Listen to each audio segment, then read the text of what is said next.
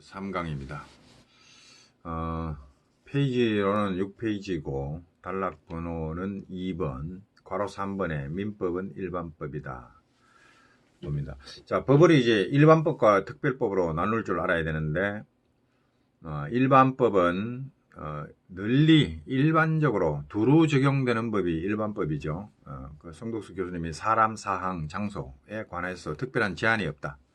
일반적으로 두루 널리 적용되는 법이 일반법이고, 특별법은 범위를 한정합니다. 일정한 사람, 일정한 사항, 일정한 장소에 관해서만 적용되는 법이다. 이게 이제 한 예를 들어보면 민법과 상법을 보면, 민법은 일반법인데 상법이 민법에 대한 특별법이라고 합니다. 상법을 잠깐만 한번 구경해 보면, 자, 이게 상법입니다. 상법. 상법은 민법의 특별법이라고 하는데, 왜 그러냐면 상사에 관하여 본법의 규정이 없으면, 상법의 규정이 없으면 상관서법을 따르고, 상관서법이 없으면 민법의 규정에 간다 해서 민법이 뒤로 밀려 있습니다. 이게 민법이 일반법이라는 얘기고, 여기서 주목할 것이 상사에 관하여, 상사가 뭐냐가 또 이 문제가 되는데, 상행일을 하거나 기업이 돈을 버는 일, 그런 것들이 상업이죠. 상사에 관하여. 이것도 자세히 규정하면 어려운데, 어쨌든 민사가 아니고 상사에 관하여. 상사도 민사의 일종입니다만은 특별히 이 상인들 간의 어떤 상행위, 거래하는 행위, 영업을 위한 활동, 이런 것을 규정하는 게 상법이죠. 민법에 보면 민법은 민사에 관하여 이렇게 설명을 합니다. 법원 보면 나중에 이것도 볼 건데, 이게 민법이죠. 민사에 관하여 이렇게 나갑니다. 그러면 민사는 일반적인 사항들이고, 그 중에서 민사 중에서 영업이나 상행위 뭐 이런 활동들은 상사라고 볼 수 있는데, 민사에 관해서 상사는 특별한 관계에 있습니다. 인간사는 굉장히 넓은데, 그 중에서 거래나 상행위, 영업활동 이런 거에 관한 것은 상사죠. 그것은 인간의 일반적인 생활관계 중에서 특별한 영역에 속한다 할 수 있고, 이 상법은 민법에 대해서 특별법의 지위를 갖습니다. 그러니까 이제 우리 교재에서 보면은 특별법은 일정한 사항, 오늘 이제 일정한 사항에 관해서 특별법을 만든 거고, 그 다음에 일정한 사람에 관해서 특별법을 만들 수도 있고, 일정한 장소를 범위를 정해가지고 특별법을 만들 수도 있습니다. 자, 그래서 일반법이란 두루 널리 적용되는 법이고, 특별법은 일정한 부분, 일정한 사람이나 일정한 사항, 상사에 관하여 일정한 사항이죠. 이렇게 이제 하는 게 특별법이다. 이렇게 하는 거죠. 그 뒤에 이제 특별법 우선의 원칙이 나옵니다. 특별법이 일반법에 우선하여 적용된다. 이 굉장히 중요한 원칙이고, 나중에 이제 법 공부를 하다 보면 특별법 우선의 원칙이 적용되는 사례가 자주 등장합니다. 그래서 여기서 여기 교재에서는 예를 하나만 들었는데, 예를 들면 주택의 소유자가 그의 주택을 다른 사람에게 임대한 경우에는 민법 적용입니다. 주택을 빌려줬다, 임대했다, 이렇게 되면 민법에 임대차 규정이 있습니다. 민법 임대차도 나중에 보겠지만은 계약법에 가면 임대차라는 게 있어가지고 임대차에 대해서 굉장히 상세하게 규정을 합니다. 그래서 이제 임대차가 일어나면 일단 이 임대차법,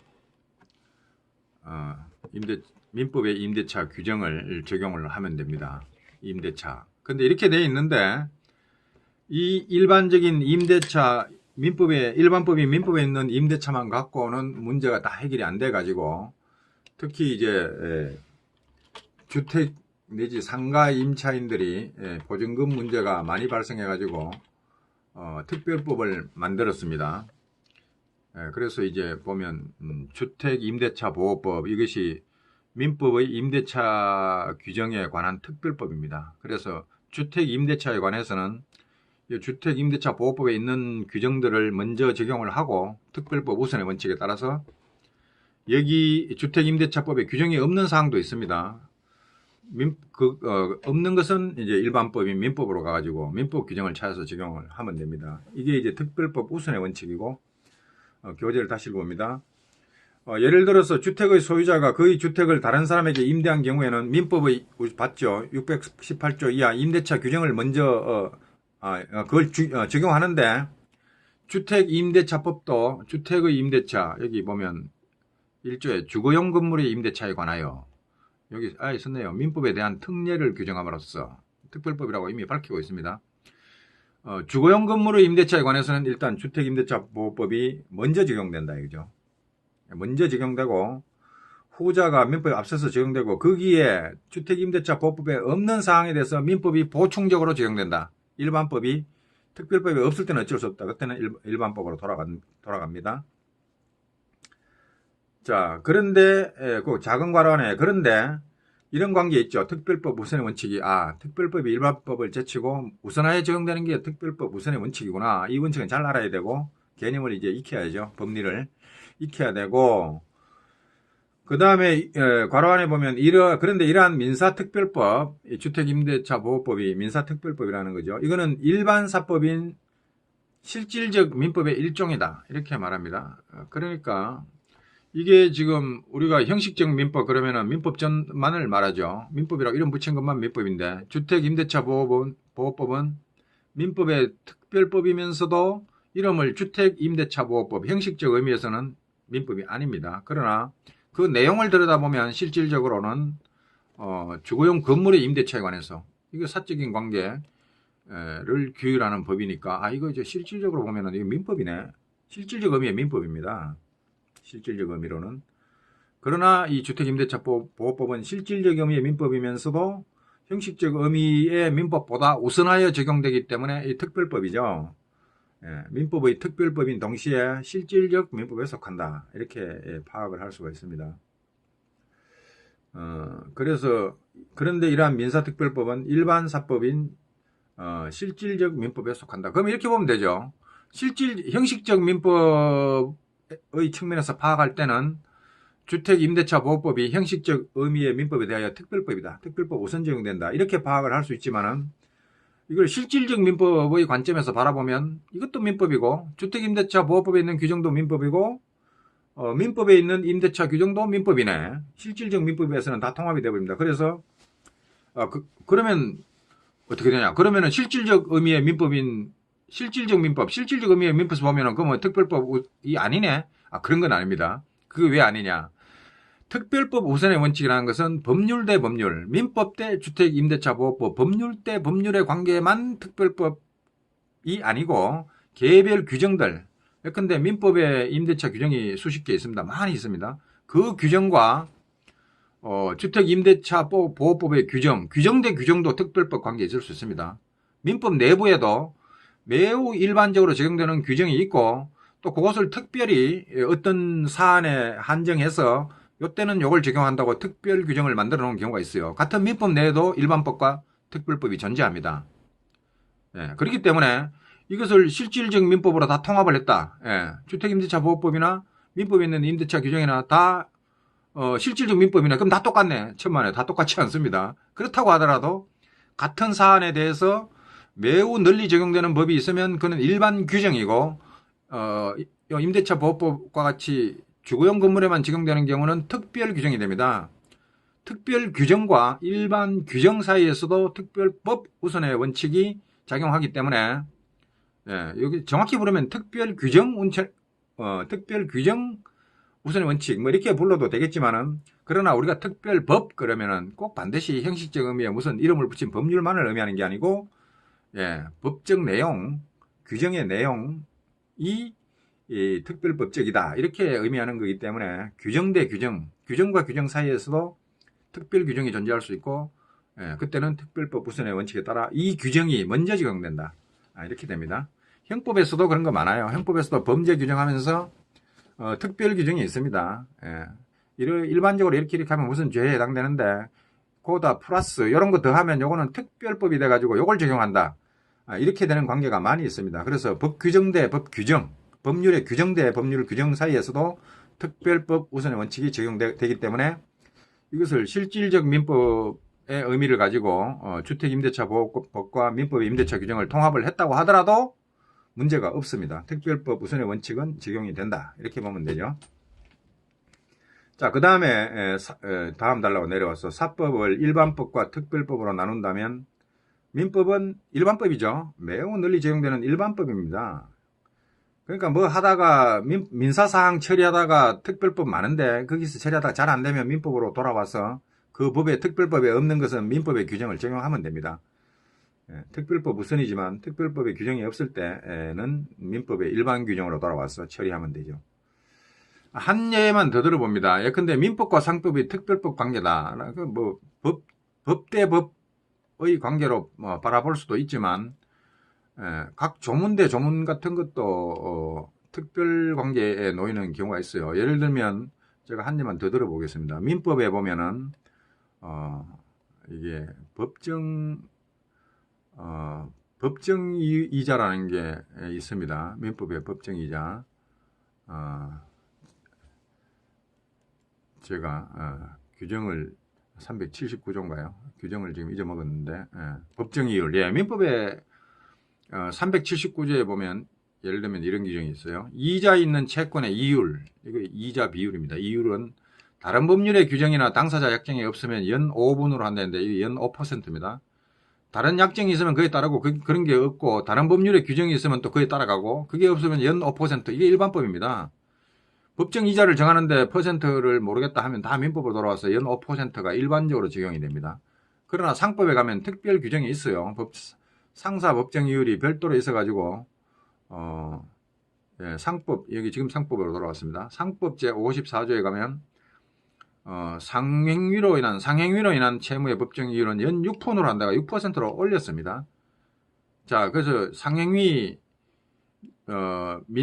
민사 법률 행위의 일종입니다. 민법의 행위의 일종인데 이 상법이 특별법이고 상행위가 민법의 행위에 보다 특별한 상행위로 국한시켰기 때문에 특별한 행위로 이제 어떤 사항으로 줄였는데 이게 특별법인 상법에서는 상사 이율 그러죠. 상사 법정 이율이 연 6%입니다.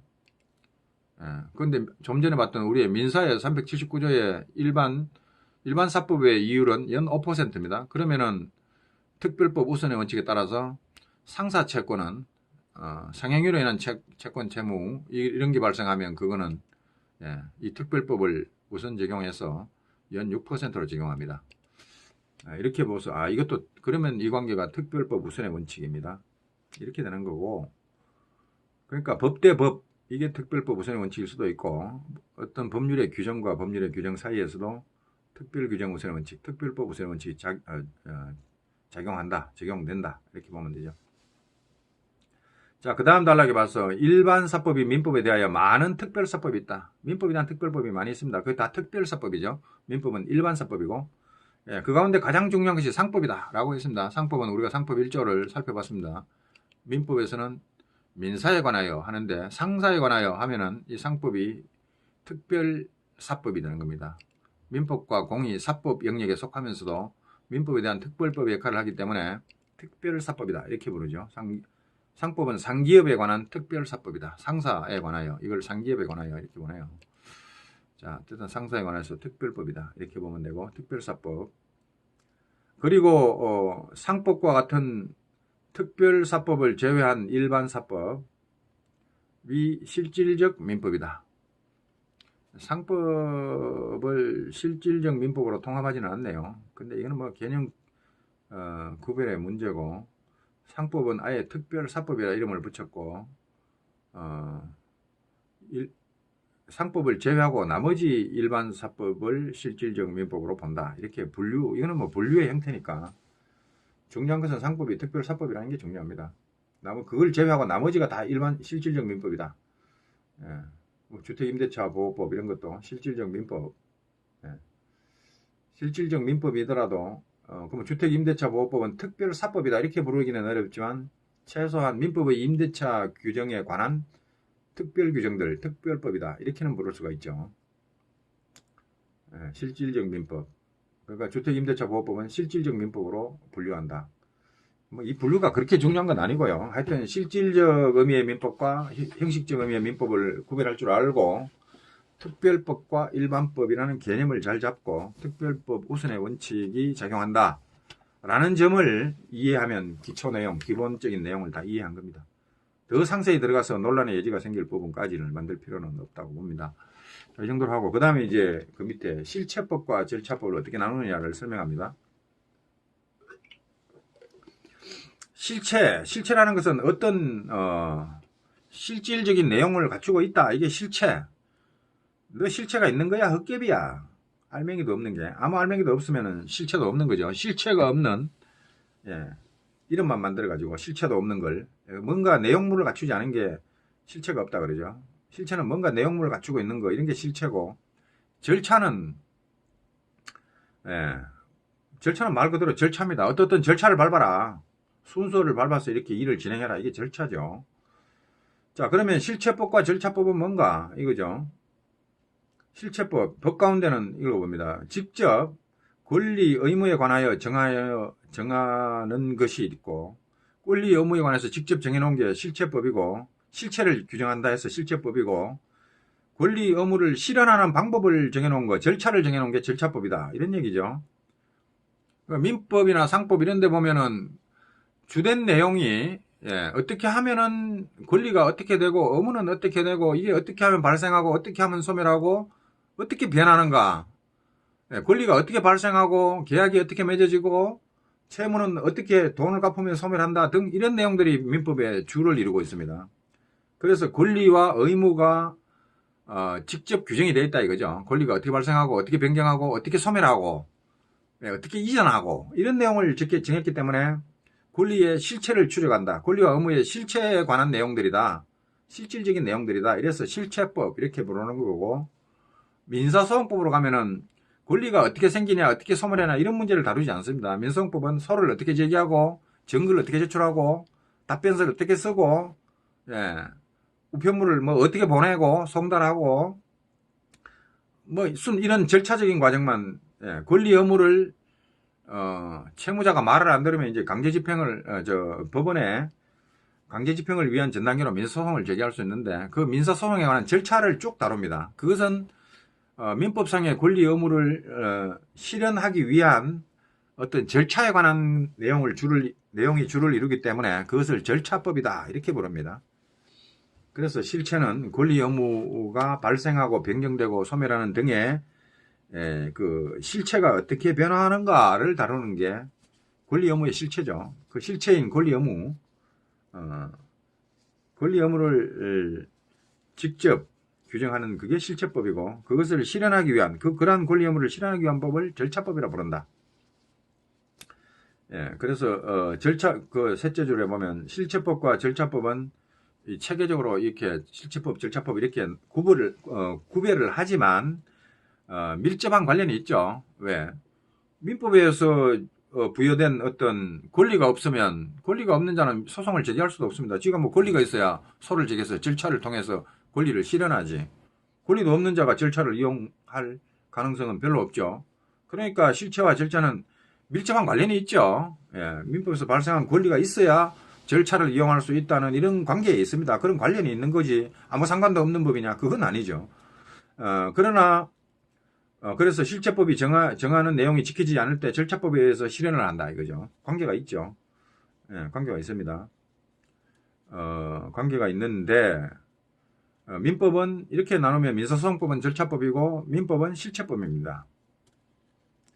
그게 뭐 더 자세히 할 수도 있는데, 그에 비하여 민사에 관한 절차법은 민사소송법도 있고, 민사소송은 주로 판결을 받는 걸 위주로 합니다. 그러나 판결을 받고 나면 그 다음에 그 판결문을 가지고 확정 판결을 가지고 민사집행, 말 안 들으면 강제집행에 들어갑니다. 딱지 붙이고 경매 넘겨버리고 막 이런 거 합니다. 그게 민사집행법이 담당합니다. 예전에는 민사소송법과 민사집행법이 통합됐었는데 이제 몇십 년 전에, 20년 전인가요? 좀 전에, 얼마 전에 이제 분류를 해가지고 민사소송법 별도로 있고 민사집행법이 별도로 있습니다. 그 다음에 가사소송법, 주로 신분관계, 가족관계를 다루는 게 가사소송법이 또 별도로 있고, 이런 것들이 다 절차법이죠. 자, 이 두 법과의 관계를 예를 들어 보자. 만약에 A가 B를 일부러 때려서 다치겠다. A가 B를 일부러 때려 다치게 하면요, 실제법상으로 무슨 문제가 발생하냐면, 이것도 나중에 공부할 내용이지만 잠깐 먼저 보면은 민법 제750조에 불법행위 같은 게 있습니다. 불법행위라는 게 있어가지고 고의 750조 고의 또는 과실로 인한 위법행위로 타인에게 손해를 가한 자는 그 손해를 배상할 책임이 있다. 이게 실체법인데 민법이죠. 민법 750조입니다. 고의 과실 뭐 나중에 할 거고 자 위법행위 법에 위반되는 행위를 해가지고 타인에게 자기 아닌 다른 사람에게 손해를 가했다. 손해를 예컨대 때려 다쳐가 치료비 나오게 만들고 말이야. 나무 물건을 부숴가지고 재산적 손해를 끼치고 이런 거 더 하면 만약에 가하면은 그 손해를 배상할 책임이 있습니다. 손해배상 책임입니다. 손해배상 책임이 발생하는 거 이게 이제 실체법적인 문제죠. 권리가 발생하는 겁니다. 손해배상 채권이 발생합니다. 상대방은 손해배상 채무를 부담하게 되고 때린 사람은 맞은 사람은 돈을 벌죠. 맞아야 돈을 법니다. 때리면 돈 잃습니다. 맞아야 돈을 버는데 어떻게 보냐 민법 제750조에서 맞으면은 손해를 배상받고 때린 사람은 손해를 배상할 책임이 있다라고 규정을 했습니다. 이렇게 이제 실체적 권리 의무 관계가 발생을 합니다. 자, 그래서 이제 그 교재에 보면 누구에게 어떤 권리가 생기는가는 실체법인 민법 750조가 정하고 그에 의하면 A는 B에 대하여 신체 침해라고 하는 불법 행위를 한 것으로 되고 그렇죠. 여기 뭐 751조에 또 있습니다. 타인의 신체를 해하거나 신체 자유 명예를 해하거나 이런 사람도 배상 책임입니다. 이 손해의 일종이죠. 신체에 손해를 가했다. 이렇게 되면 신체 침해라고 하는 불법 행위를 한 것으로 되고 그 결과 B는 A에 대하여 때린 자는 손해배상 청구 맞은 사람은 손해배상 청구권을 가집니다. 손해배상하라고 청구할 수 있는 권리가 손해배상 청구권. 앞으로 이런 이름에 익숙해져야죠. 손해배상 청구권 이런 말이 이제 앞으로 술술술 나오게 됩니다. 이라는 그런 권리를 가지게 되고 상대방은 손해배상 채무를 부담하게 됩니다. 의무를 부담하게 됩니다.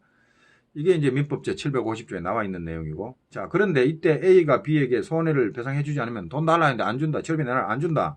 그럼 B는 할 수 없죠. 같이 주먹을 때리면 자기도 또 손해배상 물어야 됩니다. 그러니까 때리면 안 되고 B는 민사소송법에 의하여 A를 상대로 소를 제기하여 판결을 얻은 다음에 이제 이때 이제 민사소송법이 개입을 하죠. 절차법에 따라서 판결을 얻고 그 판결을 바탕으로 민사집행법에 가면은 강제집행 신청을 어떻게 하냐가 다 나옵니다. 그 방법에 따라서 민사집행법 열어보면서 강제집행 신청을 하면 그 재산을 딱지 붙여가지고 경매에 붙여가지고 그 팔아서 돈을 배당받을 수가 있습니다. 자 이렇게 해서 받아갑니다. 자 이게 이제 실체법과 절차법의 관계죠. 자 여기까지 하고 실체법과 절차법은 그렇게 구별을 하고 그 다음에 7페이지 단락번호 3번에 두 민법 사이의 관계를 봅니다. 실질적 민법과 형식적 민법이 일치하느냐 일치하지 않는 거 우리 다 봤죠.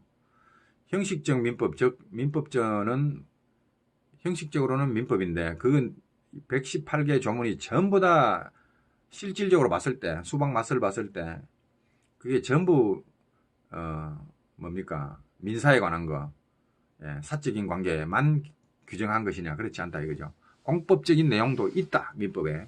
형식적으로 보면 민법인데 그 안에 들여다보면 공법적인 내용을 가진 것도 규정이 몇 개 있습니다. 예외적으로. 그래서 형식적 민법은 맞지만은 그 규정이 그러면 실질적으로 봤을 때 민법이냐? 아니다 이거죠. 공법적 내용도 이 안에 담겨 있습니다. 매우 몇 개 안 되지만 예를 들면 여기 법인 쪽으로 가면은 벌칙 규정이 있는데 97조가 그런 예입니다. 법인의 이사, 감사 또는 청사에는 다음 각호의 경우에 500만 원 이하 과태료에 처한다. 이거 안 내면 난리 납니다. 이거. 자, 이렇게 500만 원 과태료. 이게 사법 관계냐 이거죠. 국가 권력이 500만 원 과태료를 때려가 강제 징수해 하는 거죠. 뭐 이제 방법이 뭐 본장에 규정한 등기를 해태는 결의하는 건데 뭐 이런 등등등 이런 등의 행위를 하는 자는 법인의 이사, 감사는 청산인까지 과태료를 두들겨 맞습니다. 자, 이 규정이 이게 민사에 관한 거냐, 이거죠. 이거 공법이죠. 국가 권력과, 법인 이사 감사라는 개인의 어떤 관계이기 때문에 공법적 내용을 담고 있습니다. 이거는 형식적 의미의 민법전에 속하지만 실질적 의미의 민법은 아니죠. 자, 그 다음에 강제집행에 관한 389조도 예를 드는데 열심히 찾아봐야죠. 강제이행 여기도 보면 389조 예를 들면 강제이행 민법 제389조입니다. 제1항 채무자가 임의로 알아서 하는 거 말이죠. 스스로 채무를 이행하지 아니한 때에는 채권자는 어떻게 하냐? 돈을 안 줘? 그러면 그 강제이행을 법원에 청구할 수 있습니다. 법원에 가서 호소할 수 있죠. 이렇게 저희가 말을 안 들어요. 이렇게 강제이행을 청구할 수 있다. 이렇게 해서 뭐 그 뒤에 또 다른 얘기가 나오는데 이렇게 강제이행 그 다음에 뭐 강제입행 방법이 많이 있습니다. 제2항에 보면 전항의 채무가 법률행위를 목적으로 하는 때는 말이 어렵지만 일단 넘어갑시다. 채무자의 의사표시에 가름할 재판을 청구할 수 있고 채무자의 일신에 전속하지 아니한 자기를 이거 굉장히 어렵죠. 이거 나중에 알기로 하고 목적으로 한 때는 채무자의 비용을 들어가 제3자에게 일을 하게 할 것을 법원에 청구할 수 있고 여하튼 법원에 청구해가지고 강제로 실현시킵니다. 이 강제로 한다는 점은 전혀 민법적이지 않죠. 민법은 평등하고 대등한 관계라고 했지 않습니까? 이렇게 돼버리면은 채무를 이행 안 하면 대등한 관계가 아니라 법에 호소해서 법원에 청구해가지고 강제로 실현을 시켜나갑니다. 그러면 이런 389조 내용 이 자체가 실질적 의미에서 민법이라 볼 수 있냐 이런 문제가 제기가 되고 이거는 뭐 공법적 성질을 띠고 있다 이렇게도 볼 수가 있다는 거죠. 자 그런가 하면 실질적 민법에는 민법전 외에 민법의 부속법 민법에서 발생한 여러 가지 문제를 해결해 주기 위해서 이제 또 부속 법령이 생겨납니다. 그런 것도 있고 민사특별법도 있고 주택임대차 보호법 같은 거 주택임대차에 관해서 특별한 규정들을 모아놓고 특별법을 만들 수도 있고 그 다음에 공법 내의 규정 공법에도 가보면 자 우리가 형식적 의미의 민법을 봤을 때 그 모든 내용이 실질적 의미의 민법하고 일치하지는 않지 않습니까? 그럼 공법도 마찬가지예요. 형식적으로는 무슨 뭐 형법 내지 뭐 형사소송법 뭐 민사소송법도 공법이죠. 이런 내용을 가지고 있지만 그 안에 들여다보면 이거 공법적 내용이 아니네. 이거 저 대등한 관계를 다루는 뭐 민법적 내용 실질적으로 민법과 같은 그런 냄새를 풍기는 규정들이 많이 존재합니다. 그러면 그거는 뭐냐? 형식적 의미에는 공법인데 실질적 의미로 보면 공법이 아닐 수도 있습니다. 공법 내를 법전을 뒤져보면 그래서 형식적 의미의 어떤 법과 실질적 의미의 어떤 법이 일치하지가 않는다 이거죠. 왜? 법을 규정할 때 그렇게 딱 이렇게 수백 개, 수천 개 조문을 하면서 한 개도 다 일률적으로 요거는 공법 내용만, 요거는 민법 내용만 이렇게 배치하기가 힘듭니다. 관계되는 사항들을 같이 이렇게 규정을 하다 보면 공법적 내용과 민법적 내용이 실질적 의미에서 공법적 내용과 실질적 의미에서 민법적 내용이 같은 법전에 같은 법 이름 하에 같이 규정되는 경우가 많이 있어요. 자 그렇게 보면 그렇게 이해하면 됩니다. 공법에도 공법 내 규정에도 민법적 내용을 띠는 실질적 민법이 존재할 수 있다. 또 합니다. 또한 민사에 관한 관습법 관습법은 불문법이지만 실질적으로는 민법이다. 관습법은 이 성문에 규정이 없습니다. 법전에 적어놓지 않은 게 관습법입니다. 민법에 보면 나중에 이것도 봅니다만 민사에 관하여 법률에 규정이 없으면 관습법이 하고 할 때 관습법이 뭔데? 이 민법 불문법입니다. 이거는 규정을 적어놓지가 않아요. 그럼 이거 법 아니냐? 이거 민법이죠. 관습법도. 그럼 법 규정에 형식적 의미의 민법에는 없죠. 여기 규정이 없다고 하더라도 실질적으로는 민법으로 기능합니다. 그래서 실질적 의미의 불문법도 관습법은 성문법이 아니고 문장이 없지만 그러니까 법전에 안 적어놨다는 얘기입니다. 법전에 안 적어놨지만은 실질적 민법에 속한다고 하는 거고요. 자, 이 두 민법 사이는 이렇게 파악하면 되고 일치하지 않지만 매우 밀접하다. 이 민법전이라는 것은 실질적 민법의 중심을 이룬다 이거죠. 그럼 형식적 민법은 그러면 실질적 민법하고 뭐 아무 상관도 없냐? 그게 아니라 실질적 의미의 민법은 형식적 의미의 민법을 넘어서고 있지만 그러면 이 민법 만든 게 아무 의미가 없냐? 전혀 그렇지 않죠. 민법이 실질적 민법의 중심을 이룬다 이거죠. 이 민법, 형식적 민법은 다 그러면 실질적 민법이 아니냐? 그건 아니죠. 형식적 민법 안에 있는 내용들이 대부분이 다 실질적 민법입니다. 일부가 이제 실질적 의미에서 민법이 아닌 거죠. 대부분이 다 형식적 의미의 민법전에 담겨 있는 것은 실질적 민법적 내용을 담고 있습니다. 그래서 이 민법전은 아무것도 아닌 게 아니라 실질적 민법의 중심은 여기에 다 있다는 거죠. 그래서 빠진 것들은 이제 특별법으로 제정하든지 여기저기 흩어져 가지고 실질적 민법이 여기저기 널려 있지만 형식적 의미의 민법전 안에 대부분이 다 들어있습니다. 중요한 것은 여기 다 들어있어요. 그러니까 실질적 민법의 중심을 이루고 있는 틀이죠. 형식이죠. 그렇기 때문에 이거는 실질적 민법의 중심으로서 굉장히 중요한 역할을 한다는 거죠. 자, 민법전은 극소수의 공법적 규정을 제외하면 가장 핵심적인 실질적 민법 중에서 가장 핵심적인 법에 속한다. 여기까지만 합시다. 그렇게 하고 다음에는 민법의 법원으로 갑니다.